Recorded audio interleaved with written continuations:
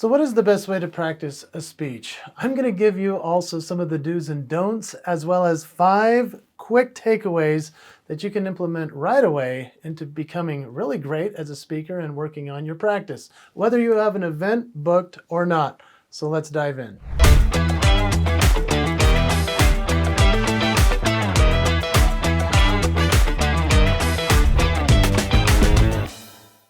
So the number one pro tip about practice is to book a speech. Yep, sounds simple, right? If you book the speech, you will force yourself to practice.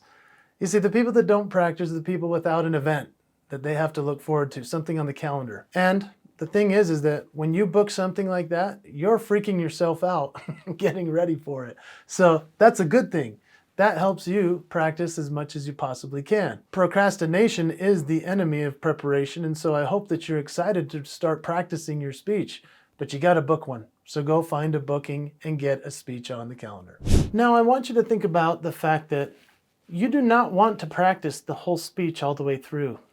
That might sound crazy, but have you ever tried that? I mean, even just trying to memorize a poem, for example, you usually don't try to read through the entire thing and recite it all the way through every single time, do you? No, when you memorize something, you just figure out a line and then you memorize it, then you figure out the next, and then you go back. Do you know what I'm saying? So put together some stanzas, put together some little segments of your speech. Don't try to crank through the entire thing. When you that'll make it so you won't practice at all.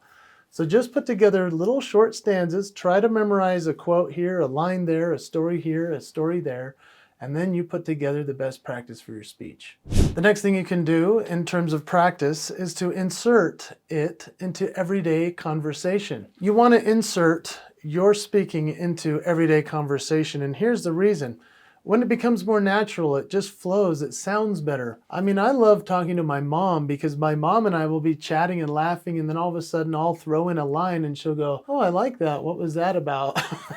And I'll say, "I'm just practicing a new thing I'm putting together." And so, like, for example, if I'm talking to my mom on the phone, we'll be talking about goals we've set and things like that.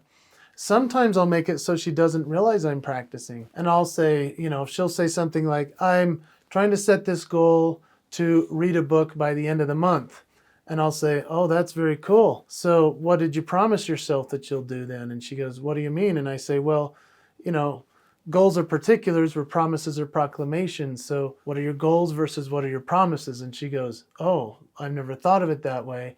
Now my mom is like the person I'm practicing with, and I can flesh out even more of my speech while I'm just talking on the phone with somebody I love. That's a cool thing. I also do this when I'm speaking on podcasts or in other situations. We'll talk more about that. But everyday conversation, it can really be something cool to insert either a joke or a story or a quote or anything that you're thinking of putting into your speech. That's how you can practice every single day.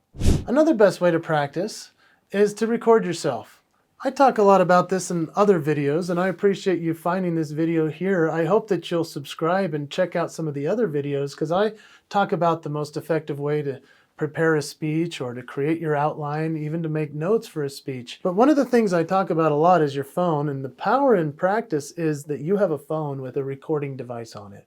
So while you're driving or you're walking, imagine how cool it is that nowadays, because when I started speaking, I didn't have this years ago. Now I can turn on a voice memo and I can start recording to myself. You know what I used to do? This is a true story. I used to call myself and leave a message. And I would give my speech as an answer machine message. Now it's on a voice memo. I love that phones are now an option for us to be able to do that. So record yourself. That will help you in your practice every single time. Number 5, I would say record yourself on camera. Yeah, recording yourself on camera is really hard because a lot of us don't like how we look on camera. I mean, I even know doing this with you, I mean, we're chatting here and I'm thinking, oh, I hope I look okay, but I don't care so much that it's not going to allow me to not deliver to you what I'm giving you. Does that make sense? And so to me, it's more important, regardless of how I look or sound or feel, that I give you the information. So what's interesting about a camera is that if you just press record for yourself and you start talking, that's far and away the best way to practice, in my opinion, because that will force you really quickly to watch your face. Watch your inflections. Maybe you use your eyebrows too much. Maybe you use your hands weird. Maybe your voice goes up or it goes too low. You have to watch yourself on camera. That is the quickest, fastest way to becoming better and practicing your speech. So playing on that point, and before we go into the rest of them, I want you, if you would, this would be so cool, if you'll put in the comments for me, maybe just type in when you've recorded yourself, what's something you noticed that you didn't realize you did on camera? I mean, that's kind of exciting and disturbing at the same time. I know when I first started watching myself a lot, I noticed that I do something with my hands quite a bit. And I still use my hands today, but I used to do it so much, it was distracting. So use your hands properly, use your face and voice properly. I want you to type in the comments, if you would, what you've noticed, and then let's keep going. So here's the reason why I'm smiling, is because we just went to a quick little edit, and I was talking to my editor about something that's interesting that another speaker was doing. And one of the things that you want to realize is that if you're not editing your own videos, somebody else is editing them for you. They see all the little things that you do and they have to cut them out. So my editor, she was saying, this speaker, every time he paused, he would go, and then he would talk.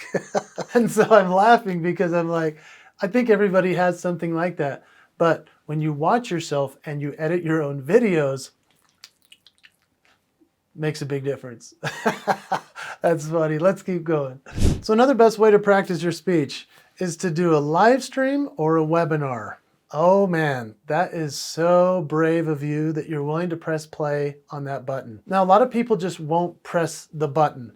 They've got it lined up where they could do LinkedIn Live or Instagram or Facebook Live, you name it, they won't press the button. The people that are really progressing in the industry of speaking or motivating or inspiration or being an influencer are the ones that are willing to be courageous enough to press play or record. And so I encourage you to set up a live stream, do a webinar. If you don't have a booked speech, that is really a way to back yourself into a corner and have something on the calendar to say, oh, I got to be ready for that. And then invite your clients, invite your friends, invite your family. They're going to be like, wow, she's going for it. Awesome. And invite them to your live stream. Number 7, I would say the best way to practice would be to book a podcast. Have you ever been on a podcast? I mean, that's really intimidating because although they do have editing, a lot of them don't edit anything. And so you have to say things well. That's a great way to practice your speech. So book being on a podcast. If you don't know how to do that, all you have to do is, listen to a couple podcasts, ask to be on it, submit that you want to be, or you could start your own. Hey, there you go. That would be nice. But being on a podcast where someone's interviewing you and you have to answer questions, that's a great way to practice your speech. Number 8 is put yourself in a position to fail. I call this the promise to fail. And the promise to fail is that you're not going to just try to succeed in everything you do. You're going to work until you get to failure. Now, bodybuilders do that. They don't just work out for the success of it. They're trying to fail their muscles so they rip them so they can grow. That's the same thing with a great speaker. And so what I would recommend is do everything you can to fail as often as possible. That might sound bizarre, right? That's the best way to practice, is to say, okay, I'm giving this speech, whether it's to the camera or to the wall, and I got to this point, I can't remember what's next. Awesome, you made it to failure. Now you can succeed to the next level because you know where it stopped in your memory. Now, if you're on a live stream, that's embarrassing. It's awesome to be embarrassed. You'd rather be embarrassed on a webinar or a live stream or a podcast than in front of thousands of people at your speech, right? So fail online, fail in a conversation, mess up the quote other places. I say this quote all the time, that you have talents I don't have, I have talents you don't want. It always gets a laugh, but the first few times I tried it in person, I messed it up. The first time I messed it up was so embarrassing. I was talking to a group of professional speakers in Las Vegas, and I said, hey, you guys know that I have talents you don't want, and you don't have talents I have. I messed up the whole line.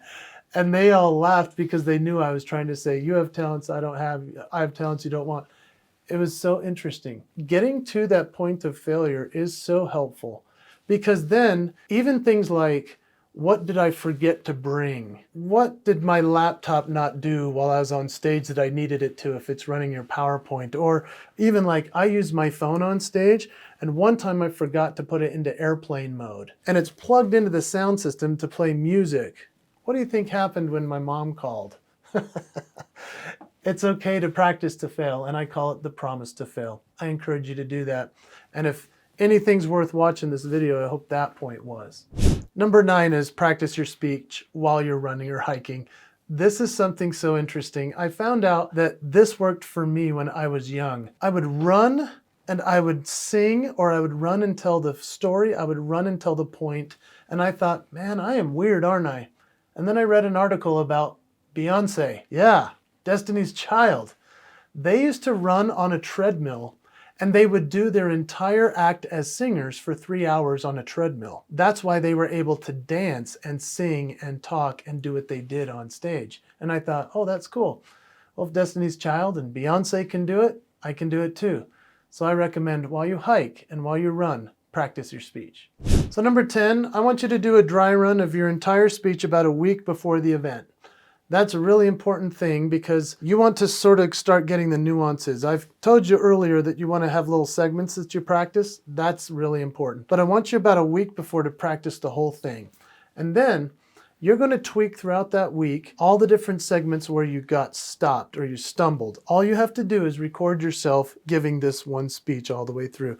You'll find where you stopped, and then you can go fix it. Now, the night before the speech, practice the whole thing once again. And then please sleep on it. You just need to get some rest before this big event. You're going to do great, but I hope that these have given you some great ideas as to how to best prepare and to practice your speech. You need to do it all the time. And I'm just telling you right now, you will do amazing at it. I hope you'll check out some of the other videos that I've created about speaking. Like I've said, I've created videos about how to create an effective speech, how to create your outline, how to prepare notes for a speech. I hope you check them out on this channel and subscribe here. We'll see you on the next one.